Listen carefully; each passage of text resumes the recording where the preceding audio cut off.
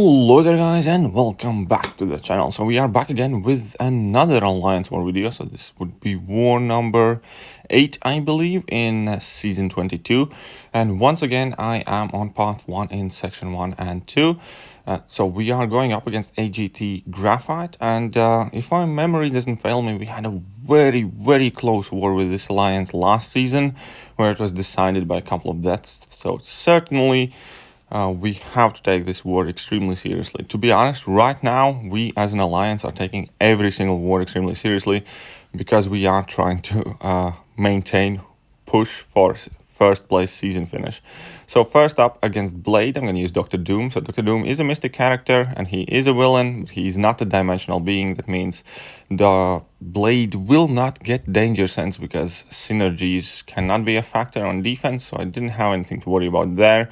I know when you typically go up against Blade in arena, then he's always accompanied either by like Ghost Rider or something. But right now, right here on Alliance War defense, he only gets danger sense against dimensional beings, and Kabam has added only one dimensional being, which is Cosmic Ghost Rider, in like a recent year and a half. Seems like they kind of forgot about that subcategory of champions or purposely avoiding it. But either way, so Dr. Doom obviously is an absolutely fantastic option. This node is Vigorous Assault and Arc Overload. So he started the fight unblockable and he caught me a slight amount, but Doom is so tanky, it hardly matters. And now after that level 3, the fight's pretty much over, so not much to worry about there. Very kind of like quick, smooth, easy fight. Wasn't worried about that one at all. Now the next fight is Domino. And man, I hate fighting Dominos. Thank God she was not awakened. So this is Masochism Domino. Other than that, there's nothing special going on.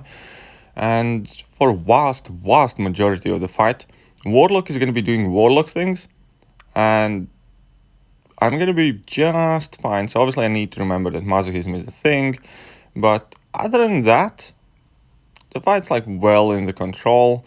I'm consistently managing to drain her power. Obviously here she goes lucky, and that's kind of like the one downside here with Warlock, because I will push her below and past the bar power quite frequently, and she will have more chances to go lucky. But at least Warlock is tech, so he will never go unlucky himself, and most of my abilities will actually trigger. And here we can see up until 30%, it's a very standard fight, nothing to worry about there. And the whoopsie moments are going to come here. So here I went for another heavy attack and she punishes me with full combo, and that's half of my health gone instantly. And here I went for a level 1 finish and I rushed it. I shouldn't have done it, and she lands in another combo.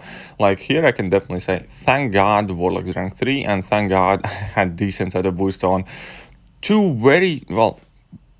One mistake I suppose and one just ill-advised play, and I lost nearly all my health, but luckily I didn't die. I definitely should have been more careful. I have nobody else to blame in those fights but me, and it just serves me as a reminder how much I hate fighting Dominos, because Dominos do Domino things, and it can be very frustrating and very scary. But I made out of that fight alive, cost me some potions, can deal with that, didn't die, the most important thing. And next up, I have my Section 2 fight. So as I said, I'm going to be on Path 1 in Section 2 as well. Starts off with this Mephisto on my way to Path 1. And this is EMP modification, I think Brute Force, no Burden of Might. I always mix those two up. And yeah, since it is a Mystic champion, and especially Mephisto, and we all know how much Human Torch loves fighting Mephistos if you have pre-fight active, this fight will be absolutely no exception. I will hit him conservatively because I don't want to start dancing about, trying to wear his special attack. Actually, I should have been more aggressive, and I only realized it afterwards because I still had Mephisto's Soul Imprisonment on me, so I couldn't have triggered the buff if I tried. But that being said, we're like 11 hits in and Mephisto is just gunsies. He's so quick to die to Torch. And yeah, so that guy just melted away. Now we need to focus on the rest of the fights. And next up in Path 1, first fight, is this Mysterio again. And I think I have fought Mysterio there like 4 or 5 times this season already. So it means I basically see Mysterio there more than every other war. And the strategy always there, for me at least, is to go in with Warlock and completely ignore the Vigor node, obviously because Warlock's infection can shut it off. But not only that, I also completely ignore Mysterio, kind of, right? Because I never let him use any special attacks. I always kind of play semi-passively, wait till Warlock drains plenty of his power, not to push him past bar of power myself, so he never gets to throw his special attack. And if Mysterio cannot throw a special attack, he's a very, very, very easy opponent to go up against. And yeah, I absolutely love that. My only gripe there would be if I would go in with Warlock at one day and I would see that Mysterio doesn't have willpower. In that case, it would be a significantly different fight. Warlock can definitely still do it.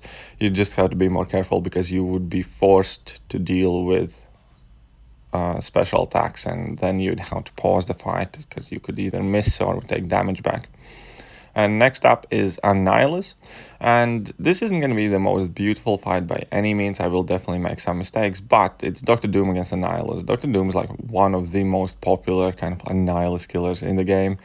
And I did get hit a couple of times, but again, Doom is such a tank. And once we have gotten rid of that rod, there really isn't too much to worry about. I'm trying to push him as close to 3 bars of power as I can. I will drop my level 3. There was a stagger active after the heavy attack. And this level 3 alone deals a whole bunch of damage in matchups like this. And obviously the fact that it's rank 3 Dr. Doom with some boosts on is just a hard-hitting tank. Like, you feel very, very, very safe using Dr. Doom. And next up, so here we have a level 2. He still manages to drop his own level 2 as well in my block, so I take some block damage. And he's at like 2% where I get clapped again a bit, but I'm just going to drop another special attack and the fight is over. So again, not the perfect fights, but so long as I don't die, I really don't mind. That's the main objective. And next up is going to be the last fight for me in this Alliance War, because I did my path quite early in order to unlock the left side. And it was just done so I don't have to reboost later on when we actually cleared the mini bosses in the center island and attacked the boss.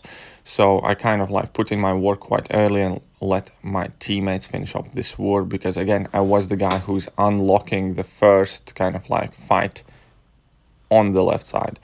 And stealth suit Spider-Man, and I have fought him there before as well.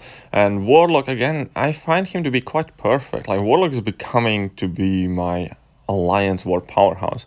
And the way I play Warlock here is just pretty much exclusively with heavy attacks, and again, not really letting him use any special attacks.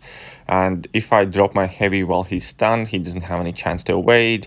Plenty of bleeds, plenty of power draining, so I never have to mess about baiting out a special attack.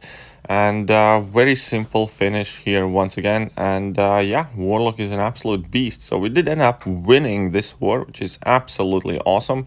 We are still on our full winning streak in this season. We haven't lost a single war. Currently, we are in the first place globally. And it feels great, but obviously it puts on a lot of pressure to play as well as we can. Unfortunately, even though we did the rest of the war today absolutely awesome, we kind of fumbled it towards the end and gave away quite few unnecessary deaths. So it's another thing that we definitely need to work on. We need to just not get sloppy when the war is already won, because we must realize that we're fighting for each and every single point.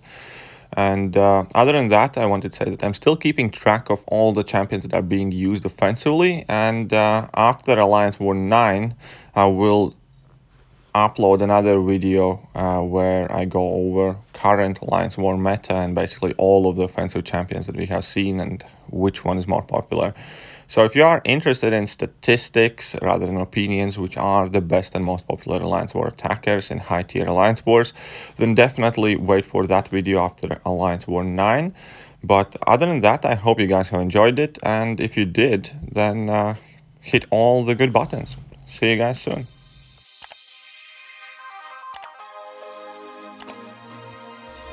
Hello there guys, and welcome back to the channel. So we have all the information about